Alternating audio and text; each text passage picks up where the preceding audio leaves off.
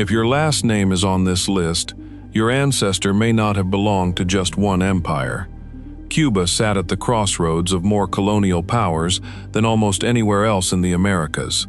Conquered by Spain, briefly captured by Britain, resettled by refugees fleeing a French colony and revolution, garrisoned by Irish soldiers serving a Spanish crown, and worked by indentured laborers shipped in from southern China. Nearly every empire that mattered in the Atlantic world left a fingerprint on this one island, and a surprising number of those fingerprints are still legible in Cuban surnames today. These 10 names are documented in Spanish colonial titles of nobility, ship manifests, military records, and the founding charters of Cuba's oldest cities. Not folklore, but paperwork, most of it still sitting in archives in Havana, Madrid, and Seville. Stay until number 1, because that name doesn't belong to a single empire at all.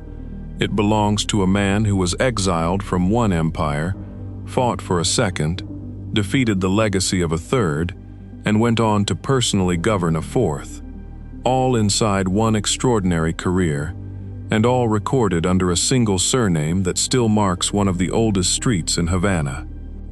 Number 10. Wong/Chang. Number 10 belongs to an empire few people associate with Cuba at all, the final years of Qing Dynasty China, and the desperate economics of 19th century Guangdong province. Beginning in 1847, Cuban plantation owners, facing the gradual end of the African slave trade, brought in Chinese indentured laborers, an estimated 125,000 to 140,000 of them over the following decades, most from Guangdong province, contracted under conditions historians widely describe as barely distinguishable from slavery. Survivors who completed their contracts settled into the Barrio de Guadalupe in Havana, which grew into El Barrio Chino, once the largest Chinatown in Latin America. If your name is Wong, Chang, or another common Cantonese surname carried in Cuba today, your bloodline crossed the Pacific under one of the harshest labor contracts of the 19th century Atlantic world and helped build Havana's oldest Chinatown. Number 9. Preval. Number 9 belongs to a name carried out of a revolution that changed the entire Western Hemisphere, the only fully successful large-scale slave uprising in world history. Preval is a documented French and Haitian surname, rare in France itself but carried into Cuba, the United States, and the Dominican Republic by refugees fleeing the Haitian Revolution. Between 1791 and 1809, more than 27,000 French colonists, along with free people of color and enslaved workers, fled the collapsing colony of Saint-Domingue for eastern Cuba, transforming Santiago de Cuba into the island's most French-influenced city, and founding the coffee plantations that briefly made Cuban coffee a major export. If your name is Preval, your bloodline fled the fires of the Haitian Revolution and helped build an entire coffee industry in the mountains above Santiago de Cuba. Number 8. Silva. Number 8 belongs to a family whose Portuguese trading routes were converted into a Spanish noble title in one of colonial Cuba's lesser-known marquisates. In 1774, the Silva family was granted the Marquisate of Guisa in eastern Cuba, in recognition of their founding of the town and their establishment of an entailed estate built on Portuguese mercantile capital, one of nearly 20 noble titles the Spanish crown granted in Cuba, more than in any other Spanish colony, as a way of binding wealthy colonial families more tightly to the throne. If your name is Silva, your bloodline turned Portuguese trading wealth into a Spanish noble title and a town in eastern Cuba that still carries its founder's legacy. Number 7. Arango y Pareño. Number 7 belongs to no noble title at all, but to the man historians credit with personally engineering Cuba's transformation into the sugar capital of the world. Francisco de Arango y Pareño, born in Havana in 1765, traveled through Barbados and Jamaica studying sugar production methods, then returned to convince Cuban planters to adopt new cane varieties, steam-powered mills, and modern refining technology. His reforms turned Cuba, within a generation, into the largest sugar producer in the world. A transformation with a brutal cost, since it also drove a massive expansion of the transatlantic slave trade to the island. If your name is Arango y Pareño, your bloodline didn't just belong to Cuba's sugar empire, it helped design it. Number 6. Ponce de León. Number 6 belongs to a name already carried by one of the most famous Spanish explorers in American history, attached, generations later, to a formal Cuban noble title of its own. In 1833, King Ferdinand VII granted Antonio Ponce de León y Maroto the title Marquis of Aguas Claras, tied to his family's agricultural estates and their Grand Havana residence, completed around 1760. The Ponce de León name, already carried by the earlier explorer credited with the European discovery of Florida, became one of the roughly 20 aristocratic titles the Spanish crown formally recognized on the island. If your name is Ponce de León, your bloodline carries one of the oldest Spanish names in the story of the Americas, formally recrowned with a Cuban noble title of its own. Number 5. Cardenas. Number 5 belongs to a family whose noble title still exists on paper and whose descendants fought, within living memory, to reclaim it through Spanish courts.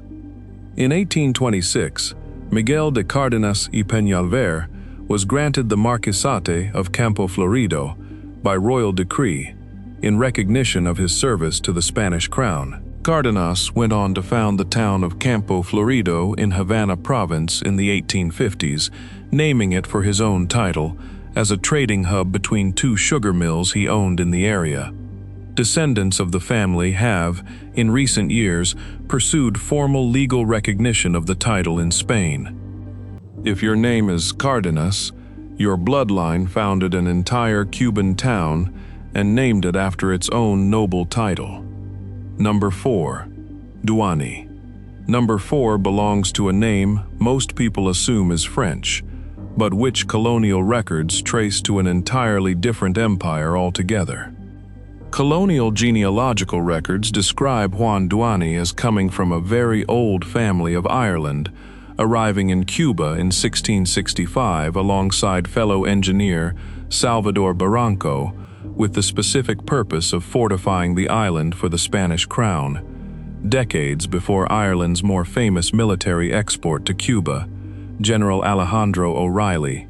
Descendants of the Douani name went on to become prominent Cuban revolutionaries, athletes, and public figures well into the 20th century. If your name is Douani, your bloodline came to Cuba from Ireland by way of Spain's military engineering corps, 3 centuries before anyone assumes. Number 3.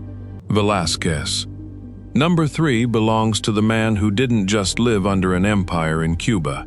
He built the empire's entire foothold on the island, one town at a time. Diego Velázquez de Cuellar sailed with Christopher Columbus's second voyage in 1493, then led the Spanish conquest of Cuba in 1511. Over the following 4 years, he personally founded 7 towns, including Baracoa, Bayamo, Trinidad, Santiago de Cuba, and Havana, becoming the island's first governor and turning it into the staging ground for further Spanish conquests, including the expedition he authorized under a young officer named Hernán Cortés. If your name is Velázquez, your bloodline didn't just belong to the Spanish Empire in Cuba. It laid the empire's first stones in 7 towns that still stand today. Number 2. De Céspedes.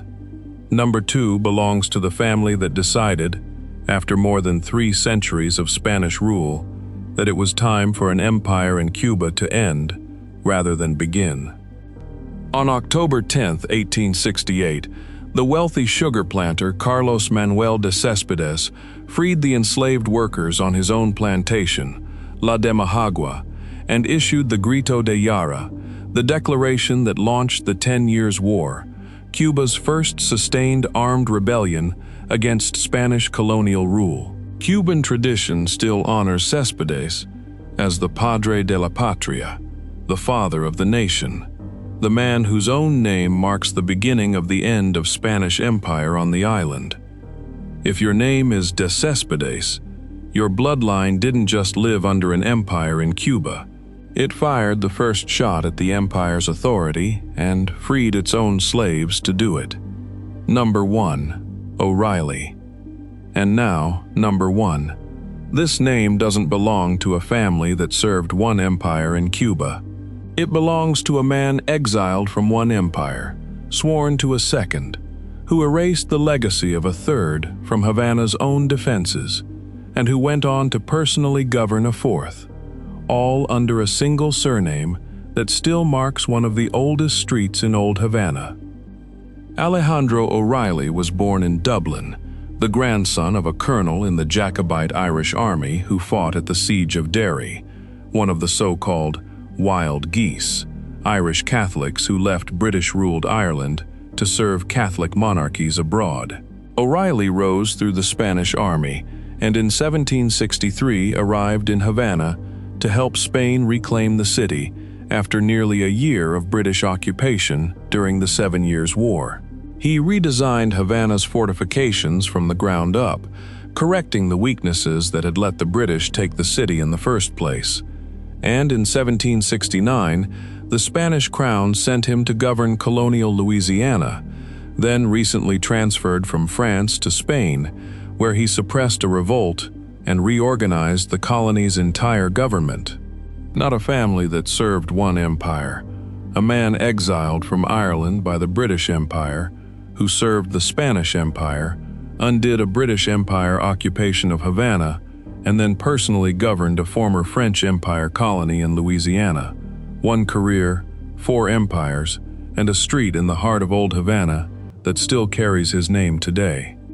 10 surnames, 10 families, 10 threads running back through a Chinese contract laborer's ship manifest, a Haitian coffee planter's mountain estate, a Portuguese merchant's marquisate, and an Irish exile's fortification blueprints for a harbor he'd never seen before he arrived to defend it. Through a plantation owner who freed his own slaves to fire the first shot against the empire he'd been born into, all the way to a man who somehow served, defeated, and governed under 4 different flags in a single lifetime. Your name is not just Cuban. It is a Guangdong contract worker's passage across the Pacific. It is a noble title carved out of a Portuguese trading fortune. It is 7 towns founded in 4 years by one restless conquistador. It is Old Havana's oldest street, named for a man who was never supposed to end up there at all. Drop your surname in the comments. Tell me if your family carried a name like these through Cuba's wars of independence, through the 20th century, through emigration across the Americas and beyond. Because those stories are the continuation of everything on this list. If you made it to the end of this video, subscribe to Origins Decoded. Every week, another name, another bloodline, another history nobody told you was yours.